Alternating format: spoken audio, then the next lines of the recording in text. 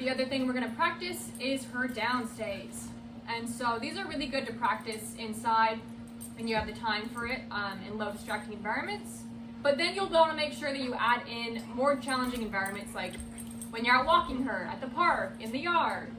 She has a lot harder time doing it on concrete, on grass, around distractions than she does with nothing going on. But you want to make sure she's very confident and very quick with you guys inside with no distractions before you bring her out and try to test her out in the park and out in the real world. So same as with any of our other commands, we want to make sure we have treats or toys to reward her. I'm going to be using yes, good, break, same as anything else. Another thing that I want to mention is that with down or with any other command, the stays are implied. So I don't say stay. When I say down or sit, she just needs to stay in that position until she's released with either break or yes or another command like me calling her. I have her on the leash so that we can use it as a guidance tool if we need to. And if I'm going to use it, I'll use another word that means what you just did wasn't correct. There's going to be some kind of consequence unless you stop doing it or go back to what you were doing. And that's going to be no. So if she gets up, when I ask her to down, I'm going to tell her no. And the consequence is that I'm going to use the leash to get her back down. Now what I've noticed with her is that she sometimes becomes resistant when we're trying to use the leash a lot.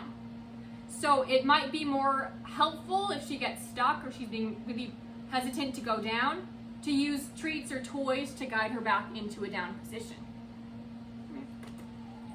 So what it's going to look like when we practice our downs is we can start with a couple quick repetitions to get her excited and to get her interested and wanting to work with us. Yeah, down. Yes.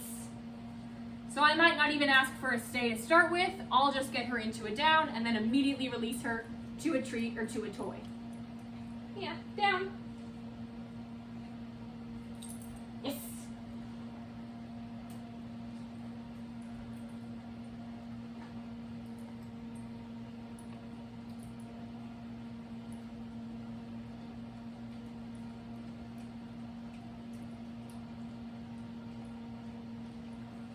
Yeah. Down. Yes.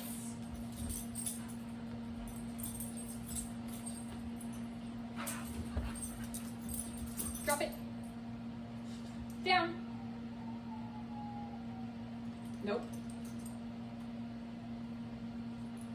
You can see sometimes she's a little bit slow about going into the down.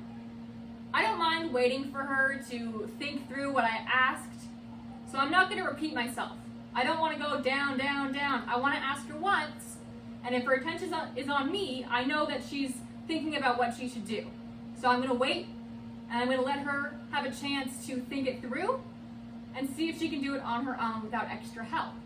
Now, if she starts to wander off, then I'm going to catch her, I'm going to get her attention again, and I'm going to ask again. Generally, if you have to ask more than once, they're confused or they're distracted and you need to do something else.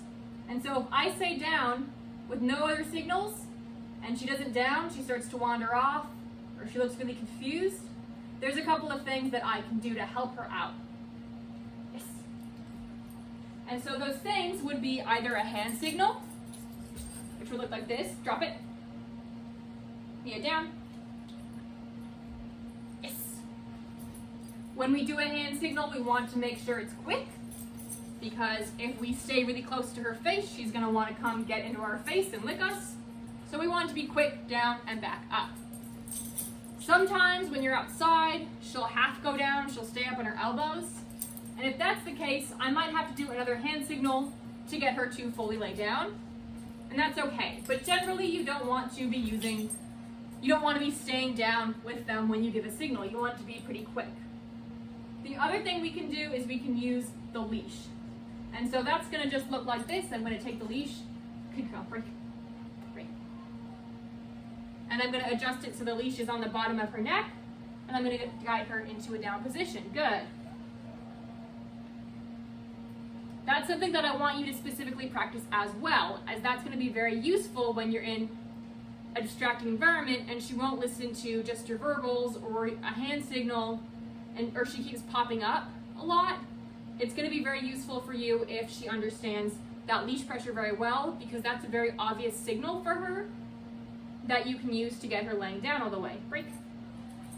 So periodically during your practice, again, practice 1 or 2 times a day, 10 to 15 minutes.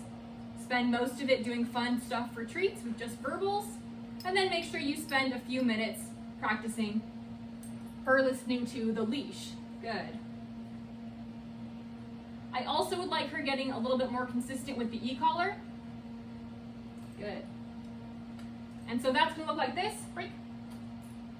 I'm going to take the e-collar. Again, I'll be at around a 4. I'm going to ask her to down, put pressure, and guide her downward. Pressure, down, guide down. Good. We want to add distractions when we're practicing, and this can be things as simple as just squatting down in front of her, or petting her on the head, or picking up the leash and dropping it, sitting down, or even just walking in a circle behind her.